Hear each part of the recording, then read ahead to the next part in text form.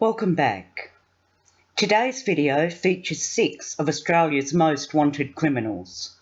3 who have been captured and charged, and 3 who are still on the run.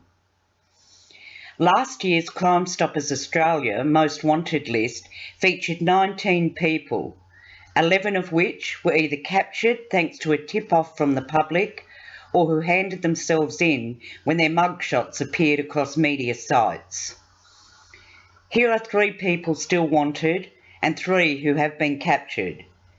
If you see or know the whereabouts of anyone on the list, please contact Crime Stoppers Australia or your local police.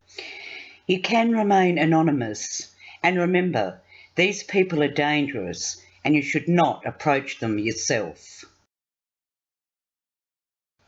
High on the list is Graham Jean Potter, now 61.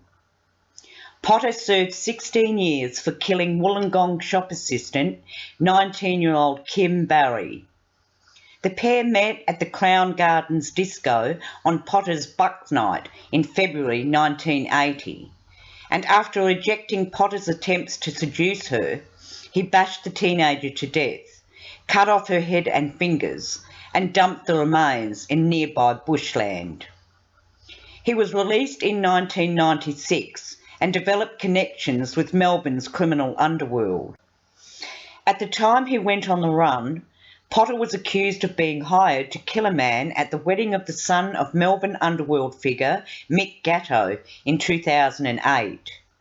As well as 2 counts of conspiracy to murder, he was also facing federal charges over a record $440 million ecstasy and cocaine haul in August 2008. Potter failed to appear at Melbourne Magistrates Court in 2010, and Victoria Police have teamed up with other federal and state police to track him down. Police say Potter has honed his skills to escape capture and is known to disguise himself using hair colour, wigs and fat suits. Photos released for the first time in July this year give the public a glimpse inside his life as a fugitive. The images detail his campsite, raided by police in the months after he went on the run, and handwritten notes about surviving on the run and threatening to kill anybody who recognised him. Police also released photos of knives, fishing line, food stockpiles and newspaper job advertisements that had been highlighted or circled. Potter also has a number of manual labour skills, which allows him to seek work in a wide range of places, and is most likely to look for work as a caretaker, farmhand or outback station hand. The 61-year-old is known to live in rental homes, caravan parks and to camp out. He has also gone by the aliases Josh Lawson, John Page, Jim Henderson and Peter Adams. He is described as Caucasian, 175 centimetres tall, medium to solid build, with a fair complexion, brown eyes, brown greying hair and a ginger beard. He often wears a gold sleeper earring in both ears, wears glasses and regularly wears a gold chain around his neck. A $100,000 reward for information leading to his capture remains in place. Anyone with any information about his whereabouts should contact Crime Stoppers on 1800 333 000 or visit crimestoppers.com.au. Police have been searching for Stuart Pearce since January 6, 1991. The same day, his family was found murdered in the burnt-out remains of their home in Parafield Gardens, South Australia. The murders shocked the city with their brutality. The body of his wife Meredith, 31, was found tied to a chair with a towel pushed into her mouth. 3 of his children, Adam, 11, Travis, 9, and Kerry, 2, were suffocated with plastic bags placed over their heads. They all died before the house was set alight with petrol. A fourth son, Matthew, survived because he was staying at a friend's home overnight. The fire was reported at 7:10 a.m. that day. There is no evidence Pierce, who would be 62 now, went home when his night shift at a Wingfield BP petrol station finished just 27 minutes before the fire started. His Datsun 240K was later found abandoned at the Kilkenny shopping centre. He's been missing ever since. 25 cannabis plants were found in a bunker under his burnt-out home, leading to questions of drug links, but police said there was no evidence of anyone else having been involved in the murders. Pierce was under financial pressure, and his best friend, Gary Austin, who lived in a unit in the backyard, killed himself in 1990. Pierce was believed to have been sheltered by friends after he disappeared, possibly in the southeast. He hid in his hometown of Mount Gambier, but was recognised by locals. He was spotted several times in 1991, but the most recent confirmed sighting was in June 1997 at a Knox shopping centre in Melbourne. Police have released computer-generated images of what Pierce could possibly look like today. He is described as approximately 177 centimetres tall and has blue eyes. Those details are unlikely to have changed. He also needed prescription glasses and had several distinctive tattoos, including a naked woman with a rose on her back on his upper right arm, and a red and green rose over a Maltese cross on his lower left leg. But it is possible he has had them removed or altered. Despite a $1 million reward for information, no one has seen Pierce in over 25 years. A police spokesman says it's very important for the extended family of the 4 people who were killed to have some answers. If you know the whereabouts of Stuart Pierce, contact Crime Stoppers Australia or your local police. John Victor Boback is the Gold Coast's most wanted man. The career criminal has managed to avoid arrest for over 28 years, on the run since allegedly murdering a couple in their Surfers Paradise unit on December 23, 1991. Many crazy theories have surrounded Boback's whereabouts, including that bikies were hiding him in the Sunshine Coast hinterland. But the most likely is that Boback, who would now be 69, is either dead or living out his years in a small New South Wales or Queensland rural town. Boback was last seen leaving the scene of the execution-style murder on Whelan Street, now renamed Peninsula Drive, in Surfers Paradise. Couple Peter Wade and Maureen Ambrose were found brutally murdered in the unit hours after leaving the Chevron Hotel where they had been drinking. Peter Wade was a retired bookie who started SP bookmaking in Sydney as a teenager, while his partner Ambrose was a barmaid at the Surfers Paradise RSL. Neighbours told police they heard 2 loud bangs coming from the unit at about 12:15 a.m. and saw 2 men in T-shirts leave shortly after and drive away in a white Ford Falcon. About 7 a.m, a cleaner raised the alarm when he noticed the door to the apartment was ajar and blood smeared over the door. Police found the couple's bloodied bodies, a hole in the ceiling, a bullet-riddled door, teeth and broken dentures scattered across the floor. Wade was lying on the floor on his back, wearing only a pair of blue shorts. Ambrose was laying across him, face down to the floor, wearing only tracksuit pants. Wade had been shot 3 times, once through his left shoulder and upper arm. The second tore through his upper back, lung and aorta, and the last shot was fired through his left temple. Ambrose was shot once in the face at point-blank range.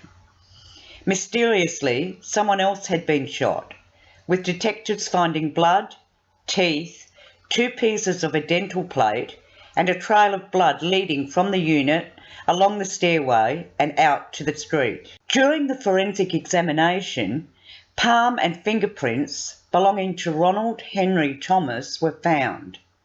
He was charged with a double murder, convicted in 1992 and given 2 life sentences. Thomas and Boback had met in prison in the 1970s, but during his interrogation, Thomas refused to name anyone else involved, but confirmed he was the 3rd person shot. During his murder trial, he said that on the afternoon of December 22nd, he bumped into Peter Wade and Ambrose. After drinking for several hours, Thomas told the court he was too drunk to drive the 3 hours to his mother's home and asked Wade if he could stay the night. He fell asleep on Wade's couch. The next thing, he distinctly heard 1 shot coming through the door, he told the court. He got to his feet, and at the same time, someone's foot started coming through the ceiling. Then 2 legs appeared, and a man dropped from the ceiling to the floor. Thomas said the man from the ceiling raised both hands, had a gun, and shot him. Thomas claimed one of 2 gunmen in the house recognised him, and they spared his life. In the Supreme Court, Thomas refused to name the man. I believe that if I tell you his name, something similar would happen to me or my family, he told the court. He told me that I could never tell anyone what happened or give his name, even to my own mother, he said. I was told that if these people couldn't get me, they would get a member of my family. The jury did not believe Thomas's story, and police said Thomas and Boback had been paid $50,000 each to kill Wade to settle a dispute over illegal bookmaking cash. Thomas remains behind bars and has never broken his silence about who else was inside the 2nd floor Surfers Paradise unit that night. A reward of $250,000 has been available for information leading to the arrest of Boback since 2004, a large increase from the initial sum of $50,000 offered, but still no one has come forward. In 2013, police released digital images of what Boback may look like in his 60s and reminded the public of the cash reward and the distinctive tattoos on the wanted man's arms. At the time, Detective Superintendent Steve Holohan said there had been many theories, but police believed Boback was still alive. They said he would have certainly aged somewhat. However, believed to be the key are some fairly distinctive tattoos he would most likely still have. Detailed descriptions include a horse on his lower left arm, an eagle on his upper right arm, an eagle and a skull which covers his shoulder, the word Ford on his lower right arm, and an eagle's head and hula girl on the front, a spider web on his right shoulder, a snake on the front, a skull on his upper left back, a panther on his right upper back, a Thai dancer on his left upper chest, a naked woman on his right upper leg, and a snake on his right wrist. Anyone with any information regarding Boback or the Surfers Paradise murders are urged to contact Crime Stoppers Australia or their local police. Last year alone, 11 of the 19 people listed on Crime Stoppers' most wanted list were caught, either by a vigilant public or by handing themselves in after seeing their faces plastered across media sites. Here are just 3. In July 2016, 46-year-old Kathleen Gray was charged by Queensland Police with numerous drug offences, including multiple counts of trafficking drugs, including amphetamine, heroin and cannabis. Gray's husband and co-offender, 40-year-old Jonathan Gray, was suspected of being Queensland's largest darknet drug supplier. Both Jonathan and Kathleen were due to appear in the Beenleigh Magistrates Court on the 13th of December 2016, however both failed to turn up. A warrant was issued for both, but they managed to evade capture for the next 11 months.